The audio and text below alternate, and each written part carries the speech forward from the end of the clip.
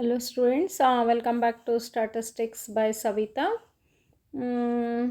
ಈಗ second preparatory ಎಲ್ರಿಗೂ compulsory ಆಗಿರೋದ್ರಿಂದ ಎಲ್ಲರೂ ಅಟೆಂಡ್ ಆಗಲೇಬೇಕಾಗಿದೆ. ಸೆಕೆಂಡ್ ಪ್ರಿಪ್ರೇಟ್ರಿಯಲ್ಲಿ ಈಗ ಫಸ್ಟ್ ಪ್ರಿಪ್ರೇಟ್ರಿಗೆ ಏನು ಕ್ವಶನ್ ಪೇಪರ್ ಬಂದಿತ್ತು ಅಂದರೆ 2 ಕ್ವಶನ್ ಪೇಪರು ಕೂಡ ಅಲ್ಲಿ ಬೋರ್ಡ್ದೇ ಆಗಿರುತ್ತೆ. ಬೋರ್ಡ್ ಪ್ರಿಪ್ರೇಟ್ರಿನ ಆಗಿರೋದ್ರಿಂದ ಫಸ್ಟ್ ಪ್ರಿಪ್ರೇಟ್ರಿ ಮತ್ತು ಸೆಕೆಂಡ್ ಪ್ರಿಪ್ರೇಟ್ರಿಗೆ ನನಗೇನು ಅನಿಸಿರೋದು ಒಂದು ಸ್ವಲ್ಪ ಇಲ್ಲಿ ಈ ವಿಡಿಯೋದಲ್ಲಿ ನಾನು ಹೇಳಬೇಕು ಅಂದ್ಕೊಂಡಿದ್ದೀನಿ. ಅಂದರೆ ನೀವು ಎರಡಕ್ಕೂ ಪ್ರಿಪೇರ್ ಈಗ ಆಲ್ಮೋಸ್ಟ್ ನೀವು ಫಸ್ಟ್ ಪ್ರಿಪ್ರೇಟ್ರಿಯಲ್ಲಿ ಏನು ಮಿಸ್ಟೇಕ್ಸ್ ಮಾಡಿದ್ರೋ ಅಥವಾ ಏನು ಮಾಡಿದ್ರಲ್ಲ ಆ ಮಿಸ್ಟೇಕನ್ನು ಇಲ್ಲಿ ಸೆಕೆಂಡ್ ಪ್ರಿಪ್ರೇಟ್ರಿಯಲ್ಲಿ ಮಾಡೋಂಗಿಲ್ಲ. ಅಂದರೆ ಅದನ್ನು ತಿದ್ಕೊಳ್ಬೇಕಾಗತ್ತೆ. ನೀವು ಏನು ಮಾರ್ಕ್ಸ್ ಬಂತು, ಎಲ್ಲಿ ಮಾಡಿದ್ರಿ ಅಂತ ಹೇಳಿಬಿಟ್ಟು ಈಗ ಆಲ್ರೆಡಿ ನಿಮ್ಮದು ರಿಸಲ್ಟ್ ಗೊತ್ತಾಗಿರ್ಬೋದು ಫಸ್ಟ್ ಪ್ರಿಪ್ರೇಟ್ರಿಯಲ್ಲಿ. ಈಗ ಸೆಕೆಂಡ್ ಪ್ರಿಪ್ರೇಟ್ರಿ ಬಂದುಬಿಟ್ಟು ನೋಡಿ, ಈಗ ಇದು ಫಸ್ಟ್ ಪ್ರಿಪ್ರೇಟ್ರಿ ಕ್ವಶನ್ ಪೇಪರು. ನನಗೆ ಈಗ ನೋಡಿದಾಗ ಆಲ್ಮೋಸ್ಟ್ ಮ್ಯಾಕ್ಸಿಮಮ್ ಅಲ್ಲಿ ಬಂದಿರೋದು ಮಾಡೆಲ್ ಕ್ವಶನ್ ಪೇಪರ್ ಪ್ರಕಾರ. ಹೌದಾ? ಮಾಡೆಲ್ ಕ್ವಶನ್ ಪೇಪರ್ ಹೆಂಗಿತ್ತೋ ಅದೇ ರೀತಿ ಬ್ಲೂ ಪ್ರಿಂಟ್ ಅಂತೂ ಸೇಮ್ ಅದೇ ರೀತಿ ಆಗಿದೆ. ಮತ್ತು ಅಲ್ಲಿ 1 ಮಾರ್ಕ್ 2 ಮಾರ್ಕ್ಸ್ ಆಯಿತು, 5 ಮಾರ್ಕ್ಸ್ ಆಯಿತು. 5 ಮಾರ್ಕ್ಸು ಮತ್ತು 10 ಮಾರ್ಕ್ಸ್ ಅಂತೂ ತುಂಬಾ ಈಸಿಯಾಗಿರುವಂಥ ಕ್ವಶನ್ ಇತ್ತು. ಈಗ ನನಗನ್ಸಿರೋದು ಏನಂತಂದರೆ ಅಲ್ಲಿ 3 ಕ್ವಶನ್ ಪೇಪರ್ನ ನೀವು ತರೋವಾಗಿ ಮಾಡ್ಕೊಂಡ್ಬಿಟ್ರಿ ಅಂತಂದರೆ ನಿಮ್ಗೆ ಒಂದು ಸ್ವಲ್ಪ ಅಲ್ಲಿ ಮ್ಯಾಕ್ಸಿಮಮ್ ಮಾರ್ಕ್ಸು ಕವರ್ ಆಗ್ಬೋದು ಅಂದ್ಕೊಳ್ತೀನಿ. ಪ್ಲಸ್ ನಿಮಗೆ 1 ಮಾರ್ಕು 2 ಮಾರ್ಕ್ಸು ಕೂಡ ಅಲ್ಲಿ ಇದರಿಂದ ಕ್ವಶನ್ ಬ್ಯಾಂಕಿಂದ ಕವರ್ ಮಾಡ್ಕೊಳ್ಳಿ. ಯಾಕಂದರೆ ಆಲ್ಮೋಸ್ಟ್ ನನಗೇನು ಅನಿಸಿರೋದು 5 ಮಾರ್ಕ್ಸು ಅಲ್ಲಿ ಏನಾಗಿದೆ ಕವರ್ ಆಗಿಬಿಟ್ಟಿದೆ.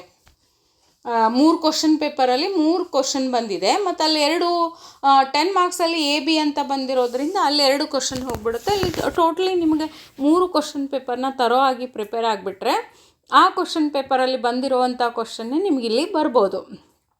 ಈಗ ನನಗೆ ನೋಡಿ, ಇಲ್ಲಿ ಸೆಕ್ಷನ್ ಸಿ ಬಂದುಬಿಟ್ಟು ಸೆಕ್ಷನ್ ಸಿಯಲ್ಲಿ ಫಸ್ಟ್ ಕೆಲ್ಲೀಸ್ ಕೇಳಿದ್ದಾರೆ. ಇಲ್ಲಿ ಕೆಲ್ಲೀಸ್ ಕೇಳಿದಾರಲ್ಲ, ಇದನ್ನು ಬಿಟ್ಟು ಇದನ್ನು ಕೆಲ್ಲೀಸ್ ಅಂತೂ ನೀವು ಮಾಡಿದ್ದೀರಾ ಇದರಲ್ಲಿ. ಈಗ ನಿಮಗಿದು ಈಗ ಇದರಲ್ಲಿ ಏನು ತಪ್ಪು ಮಾಡಿದಿರೋ ಅದನ್ನು ಕೂಡ ಇಲ್ಲಿ ಪ್ರಿಪೇರ್ ಆಗಲೇಬೇಕಾಗತ್ತೆ. ನೀವು ಕಮೆಂಟ್ ಹಾಕಿರ್ಲಿಕ್ಕಿಲ್ಲ. ನಾನು ಮ್ಯಾಕ್ಸಿಮಮ್ ಪೇಪರ್ಸ್ನ ಕರೆಕ್ಷನ್ ಮಾಡುವಾಗ ಕಮೆಂಟ್ ಇರಲಿಲ್ಲ ಅಲ್ಲಿ. ಮತ್ತು Q0 ತೊಗೊಳ್ಳೋದು, Q1 ತೊಗೊಳ್ಳೋದು, ಅಲ್ಲಿ ಆನ್ಸರ್ ಕರೆಕ್ಟ್ ಬಂದಿರುತ್ತೆ. ಬಟ್ ನೀವು ತೊಗೊಂಡಿರೋದಲ್ಲಿ Q0ನೋ Q1 ಆಗಿರೋದ್ರಿಂದ ಅಲ್ಲಿ ಏನಾಗುತ್ತೆ, ಮಾರ್ಕ್ಸ್ ಕಟ್ ಆಗಿಬಿಡುತ್ತೆ.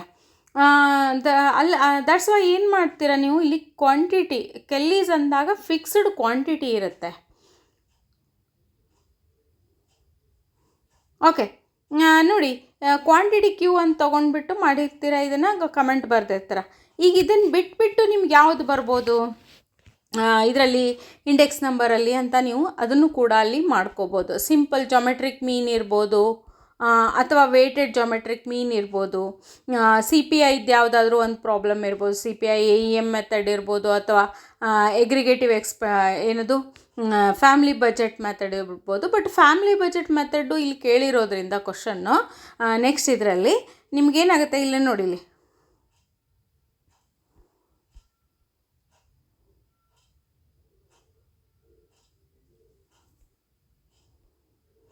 ಇಲ್ಲಿ AB ಅಂತ ಕ್ವಶನ್ ಇಲ್ಲ, AB ಅಂತ ಕ್ವಶನ್ ಬಂದಿಲ್ಲಲ್ಲ. ಇಲ್ಲಿ TRT FRT ಬಂದಿದೆ ಇಲ್ಲಿ.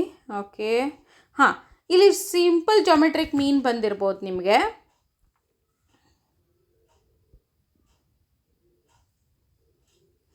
ಸಿಂಪಲ್ ಜಾಮೆಟ್ರಿಕ್ ಮೀನು, ಓಕೆ, ಸಿಂಪಲ್ ಅಥವಾ ಆರ್ ವೇಟೆಡ್ ಜಾಮೆಟ್ರಿಕ್ ಮೀನ್ ಇರ್ಬೋದು. ಓಕೆ, ಮತ್ತು ಇಲ್ಲಿ CPI ಯಾವುದಾದ್ರೂ ಸಮ್ ಇರ್ಬೋದು. CPIಯಲ್ಲಿ ಎಗ್ರಿಗೇಟಿವ್ ಎಕ್ಸ್ಪೆಂಡಿಚರ್ ಮೆಥಡು ಮತ್ತು ಆರ್ ಫ್ಯಾಮ್ಲಿ ಬಜೆಟ್ ಮೆಥಡು. ಅಂದರೆ ನೀವು ಆಲ್ಮೋಸ್ಟ್ 2 ಪ್ರಿಪ್ರೇಟ್ರಿಯಲ್ಲಿ ಫೈನಲಿಗೆ ಪ್ರಿಪೇರ್ ಆಗಿಬಿಡ್ತೀರ. ನೀವು ಇದರಲ್ಲಿ ಇದೆಲ್ಲ ಮಾಡ್ಕೊಂಡ್ಬಿಟ್ರಿ ಅಂತಂದರೆ ನೀವು ಅಲ್ಲಿ 5 ಮಾರ್ಕ್ಸದು ಇಂಡೆಕ್ಸ್ ನಂಬರು ನೀವು ಮಾಡ್ಕೊಂಡಂಗೆ. ಅಲ್ಲಿ ಇದನ್ನು ಬಿಟ್ಟರೆ ನಿಮಗೆ last years, past age, price ಇರ್ಬೋದು ಅಥವಾ ಕ್ವಾಂಟಿಟಿ ಇಂಡೆಕ್ಸ್ ನಂಬರ್ ಇರ್ಬೋದು.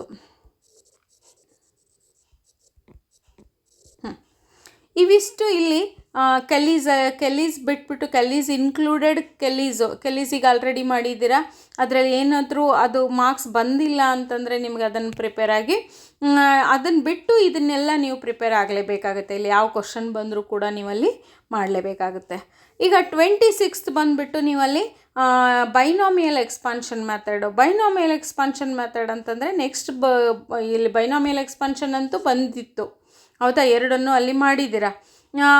ಇದನ್ನು ಬಿಟ್ಬಿಟ್ರೆ ಇನ್ನೊಂದು ನಿಮಗೆ ಬರೋದೇನೈತಿ, ನ್ಯೂಟನ್ಸ್ ಇರ್ಬೋದು, ಹೌದಾ. ನ್ಯೂಟನ್ಸು ಜಾಸ್ತಿ ಪ್ರಿಪೇರ್ ಆಗಿ, ಈಗ ಬೈನಾಮಿಯಲ್ ಫಸ್ಟ್ ಪ್ರಿಪ್ರೇಟ್ರಿಯಲ್ಲಿ ಕೊಟ್ಟಿದ್ದಾರೆ ಅಂದರೆ ಸೆಕೆಂಡ್ ಪ್ರಿಪ್ರೇಟ್ರಿಯಲ್ಲಿ ನ್ಯೂಟನ್ಸ್ ಕೊಡ್ಬೋದು, ಇಲ್ಲ ಅಂದರೂ ಬೈನಾಮಿಯಲ್ಲೂ ಕೊಡ್ಬೋದು, ಬಟ್ ನ್ಯೂಟನ್ಸ್ ಕೊಡ್ಬೋದು ಅಂತ ನಂದು ಅಂದಾಜಿದೆ. ಇದು ಅಂದರೆ ಎಕ್ಸ್ಪೆಕ್ಟೇಷನ್ ನಂದಿದೆ, ಏನಂತಂದರೆ ನ್ಯೂಟನ್ಸ್ ಕೊಡ್ಬೋದು, ಯಾಕಂದರೆ ಬೈನಾಮಿಯಲ್ ಫಸ್ಟ್ ಪ್ರಿಪ್ರೇಟ್ರಿಯಲ್ಲಿ ಕೊಟ್ಟಿದ್ದಾರೆ ಅಂತ ಹೇಳಿಬಿಟ್ಟು. ಈಗ 27th ಬಂದುಬಿಟ್ಟು ಇಲ್ಲಿ ಬೈನಾಮಿಯಲ್ ಡಿಸ್ಟ್ರಿಬ್ಯೂಷನ್ ಇದೆ, ಇಲ್ಲಿ ಪೋಸಾನ್ ಡಿಸ್ಟ್ರಿಬ್ಯೂಷನ್ ಇದೆ, ಹೌದಾ.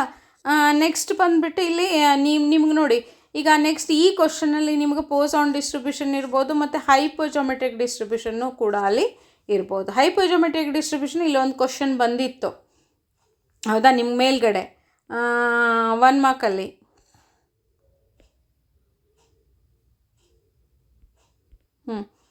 ABN ಅಂತ ಇಲ್ಲಿದೆ ನೋಡಿ, ಇದರಲ್ಲಿ ಫಿಲ್ ಇನ್ ದ ಬ್ಲ್ಯಾಂಕ್ಸಲ್ಲಿ ಕೊಟ್ಟಿದ್ದರು ಹೈಪೋಜೋಮೆಟ್ರಿಕ್. ಅಂದರೆ ಅಲ್ಲಿ ಎಲ್ಲಾದರೂ ಈಗ ಯಾವುದಾದ್ರೂ 5 ಮಾರ್ಕ್ಸ್ ಬಂದಿಲ್ಲ ಅಂದರೆ 2 ಮಾರ್ಕ್ಸ್ 1 ಮಾರ್ಕ್ಸಲ್ಲಿ ಅದನ್ನು ಕವರ್ ಮಾಡ್ಕೊಳ್ತಾರೆ. ಓಕೆ, ಇಲ್ಲಿ ನೀವೇನಾಗುತ್ತೆ ಹೈಪೋಜೋಮೆಟ್ರಿಕ್ ಡಿಸ್ಟ್ರಿಬ್ಯೂಷನ್ ಕೂಡ ಅಲ್ಲಿ ಬರ್ಬೋದು.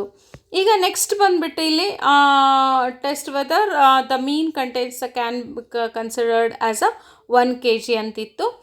ಇದು ಏನಿದೆ ಅಲ್ಲ, ಇಲ್ಲಿ ಎಕ್ಸ್ಪಾರ್ ಮೈನಸ್ ಸಿಂಪಲ್ ಫಸ್ಟ್ ಇದನ್ನೇ ಇತ್ತಿಲ್ಲಿ, ಹೌದಾ. 225 ಅಂದಾಗ ಲಾಸ್ಟ್ ಸ್ಯಾಂಪಲ್ ಟೆಸ್ಟ್ ಇತ್ತು.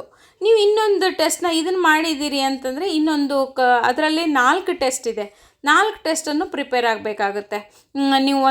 ಒಂದು first X bar minus mu divide by sigma by √n ಇದೆ. ಇನ್ನೊಂದು ಬಂದುಬಿಟ್ಟು x1 bar minus x2 bar divide by square root of sigma 1 square divide by n1 plus sigma 2 square divide by n2. ಅಂದರೆ 2 sets of data ಕೊಟ್ಟಾಗ, last sample ಟೆಸ್ಟಲ್ಲೇ 2 sets of data ಕೊಟ್ಟಾಗ ಮಾಡೋದು 5 ಮಾರ್ಕ್ಸ್ಗೆ. ಮತ್ತು ಪ್ರಪೋರ್ಷನ್ನು 2 ಪ್ರಪೋರ್ಷನ್ನು ಕೂಡ ಅಲ್ಲಿ ಯಾವುದಾದ್ರೂ ಒಂದು ಬರ್ಬೋದು. ಅಥವಾ ಇಲ್ಲ ಅಂದರೆ ಸ್ಮಾಲ್ ಸ್ಯಾಂಪಲ್ ಟೆಸ್ಟಲ್ಲಿ ಕೂಡ ಅಲ್ಲಿ ಇಲ್ಲಿ ಒಂದು ಲಾಸ್ಟ್ ಸ್ಯಾಂಪಲ್ ಕೊಟ್ಟರೆ ನಿಮ್ಗೆ ಇನ್ನೊಂದು POQ ಅಲ್ಲಿ ಸ್ಮಾಲ್ ಸ್ಯಾಂಪಲ್ ಟೆಸ್ಟ್ ಕೊಡ್ತಾರೆ, ಇಲ್ಲಾಂದರೆ ಇಲ್ಲಿ ಸ್ಮಾಲ್ ಸ್ಯಾಂಪಲ್ ಕೊಟ್ಟರೆ ಲಾಸ್ಟ್ ಸ್ಯಾಂಪಲ್ ಟೆಸ್ಟ್. ಟೋಟಲ್ ಬಂದುಬಿಟ್ಟು ಇದು ಸ್ಟ್ಯಾಟಿಸ್ಟಿಕಲ್ ಇನ್ಫರೆನ್ಸ್ ಕ್ವಶನ್ನೇ ಆಗಿರುತ್ತೆ 29th. Next solve the following game by using dominance principle ಅಂತ ಕೇಳಿದ್ದಾರೆ. ಇಲ್ಲಿ ಗೇಮ್ ಥಿಯರಿ ಕೇಳಿದ್ದಾರೆ ಅವರು, ಹೌದಾ. ಇಲ್ಲಿ ಗೇಮ್ ಥಿಯರಿ ಕೇಳಿದ್ದಾರೆ ಅಂತಂದರೆ ಡಾಮಿನೆನ್ಸ್ ಕೇಳಿದ್ದಾರೆ. ನೆಕ್ಸ್ಟ್ ನಿಮ್ಮದು ನೆಕ್ಸ್ಟ್ ಪ್ರಿಪ್ರೇಟ್ರಿ, ಈಗ ಸೆಕೆಂಡ್ ಪ್ರಿಪ್ರೇಟ್ರಿಯಲ್ಲಿ ನನಗನ್ಸಿದ್ದು ಟ್ರಾನ್ಸ್ಪೋರ್ಟೇಷನ್ ಇರ್ಬೋದಾ ಅಂತ, NWCR ಇರ್ಬೋದು ಅಥವಾ ಮ್ಯಾಟ್ರಿಕ್ಸ್ ಮಿನಿಮಾ ಮೆಥಡ್ ಇರ್ಬೋದು ಇದರಲ್ಲಿ ಇದನ್ನು ಬಿಟ್ಟು. ಓಕೆ, ಇಲ್ಲಿ ರಿಪ್ಲೇಸ್ಮೆಂಟ್ ಥಿಯರಿ ಇದೆ. ಇವಾಗ ರಿಪ್ಲೇಸ್ಮೆಂಟ್ ಥಿಯರಿ ಇದನ್ನು ಬಿಟ್ಬಿಟ್ಟು ಇನ್ವೆಂಟ್ರಿ ಥಿಯರಿ ಬರ್ಬೋದು. ಈಗ ಇದನ್ನು ಫಸ್ಟ್ ಪ್ರಿಪ್ರೇಟ್ರಿಯಲ್ಲಿ ಕೊಟ್ಬಿಟ್ಟಿದ್ದಾರೆ. ನೆಕ್ಸ್ಟ್ ಇನ್ವೆಂಟ್ರಿ ಥಿಯರಿ ಕೂಡ ಅಲ್ಲಿ ಕ್ವಶನ್ನು ನಿಮಗೆ ಬರ್ಬೋದು ಅಂತ. LPP ಅಂತೂ ಫಿಕ್ಸ್ಡ್ ಆಗಿರೋವಂಥ ಕ್ವಶನ್ನು, ಇದಂತೂ ಏನಕ್ಕೂ ಚೇಂಜ್ ಆಗೋದಿಲ್ಲ. LPP ಮತ್ತು ನಾರ್ಮಲ್ ಡಿಸ್ಟ್ರಿಬ್ಯೂಷನ್ನು ನಿಮಗೆ ಸೆಕೆಂಡ್ ಪ್ರಿಪ್ರೇಟ್ರಿಯಲ್ಲಿ ಕೂಡ ಇದು ಫಿಕ್ಸ್ ಆಗಿರುವಂಥ ಕ್ವಶನ್ನು. ಇಲ್ಲಿ small sample test second question ಬಂದುಬಿಟ್ಟು ಇಲ್ಲಿ 33 ಕ್ವಶನ್ ಬಂದುಬಿಟ್ಟು ಸ್ಮಾಲ್ ಸ್ಯಾಂಪಲ್ ಟೆಸ್ಟು ಇದೆ. ಯೂಶ್ವಲಿ ನನಗೇನು ಅನಿಸುತ್ತೆ ಅಲ್ಲಿ ಆ ಸ್ಯಾಂಪಲ್ ಟೆಸ್ಟ್ ಕೊಟ್ಬಿಟ್ಟು ಇಲ್ಲಿ ಸ್ಮಾಲ್ ಸ್ಯಾಂಪಲ್ ಟೆಸ್ಟ್, ಇದನ್ನು ಪೇರ್ T ಟೆಸ್ಟ್ ಕೊಟ್ಟಿದ್ದಾರೆ. ನಿಮ್ಗೆ ಇಲ್ಲಿ ನನಗೆ ಅನಿಸಿರೋದು ಅಟ್ರಿಬ್ಯೂಟ್ ಕೊಡ್ಬೋದಲ್ಲ, A ಆ್ಯಂಡ್ B ಅಂತ, ಅಲ್ಲಿ ಅಟ್ರಿಬ್ಯೂಟ್ ಒಂದು ಸಮ್ಮು ಕೂಡ ಅಲ್ಲಿ ಬರ್ಬೋದು. ಇದು ಕೂಡ ತುಂಬ ಈಸಿಯಾಗಿರುವಂಥ ಕ್ವಶನು. 34th ಕ್ವಶನ್ ಬಂದುಬಿಟ್ಟು P' ಇದನ್ನು CL LCL ಕೊಟ್ಟಿದ್ರು. ಈ ಸತಿ X ಬಾರ್ ಇರ್ಬೋದು, R ಇರ್ಬೋದು, R ಇರ್ಬೋದು ಅಥವಾ C ಚಾರ್ಟು ಕೂಡ ಅಲ್ಲಿ ಬರ್ಬೋದು. ಅಂದರೆ ನೆಕ್ಸ್ಟ್ ನೀವು ಇದನ್ನು ಬಿಟ್ಟು ಇದನ್ನು 3 ಪ್ರಿಪೇರ್ ಆಗಲೇಬೇಕಾಗತ್ತೆ ಅಲ್ಲಿ. ಸೆಕ್ಷನ್ ಡಿಯಲ್ಲಿ ಬಂದುಬಿಟ್ಟು ನಿಮಗೆ ಇಲ್ಲಿ STDR ಕೊಟ್ಟಿದ್ದಾರೆ, ಹೌದಾ.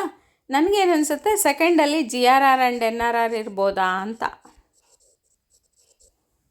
ಅಥವಾ ಇದೆರಡು ಇಲ್ಲ ಅಂತಂದರೆ ನಿಮ್ಗೆ AB ಕ್ವಶನ್ ಇರುತ್ತೆ, ಅದು ಒಂದು ಬಂದುಬಿಟ್ಟು TFR ಇರುತ್ತೆ, ಒಂದು ಬಂದುಬಿಟ್ಟು ನಿಮಗೆ ಅಲ್ಲಿ ಯಾವುದಾದ್ರೂ STDR ಸ್ಮಾಲ್ ಎಕ್ಸಾಂಪಲ್ ಇರ್ಬೋದು ಅಥವಾ GFR ಇರ್ಬೋದು,